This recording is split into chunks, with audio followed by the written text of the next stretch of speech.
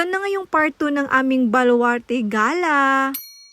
Dinaanan nga namin itong kalahin ng ostrich. Yun nga lang hindi ko alam yung pangalan kaya naman kapatid na lang ng ostrich. Charis. At ito naman yung mga alaga ni Uncle Chabit na mga layon ay naapo ang kukulit nila. Parang mga bata na naglalaro, ganun. Pagkatapos nga namin magpicture-picture dito sa may labas ng Safari Gallery ay pumasok na nga rin kami. Yun nga lang ay naapo nagsipngat dahil nga walang kuryente, walang ilaw, ganun. Ganun pa man in-enjoy na lang din ng mga bata at kami na rin ng mga pusong bata dahil nga nakaka-amiss itong mga animals. Pangalawang beses na nga rin namin na pumunta dito pero syempre nakaka-amaze pa rin. Mga totoong animals nga yung mga nandito pero na-preserve lang, ganun. At nung si Arke ay naapo, puro wow na lang yung sinasabi. Syempre halos pinangalanan na nga rin niya lahat yung nakikita niyang mga hayop dito. At ito ang elepante ang kanyang pinakagigiliwan dahil nga napakalaki. Kita nga rin niya itong rhino kaya naman turo din siya ng turo. Medyo konti nga lang din yung mga turista na pumunta dito dahil nga sa bagyong Egay. At dahil nga wala rin kuryente kaya naman yung iba hindi na nila na-appreciate. Pero si Arky ayan, na-appreciate niya lahat kaya naman tinuturo niya lahat yung mga nakikita niyang mga hayop. At ito nga yung gusto namin ipa-experience kay Arky, yung makita niya actual yung mga hayop doon sa kanyang mga pinapanood. Siyempre nga hindi lang si Arky ang nag-enjoy dyan dahil nga pati rin kami ay nag-enjoy. At na-amaze sa lahat ng mga hayop na nakikita namin. At at kasama rin namin si Lolo na idol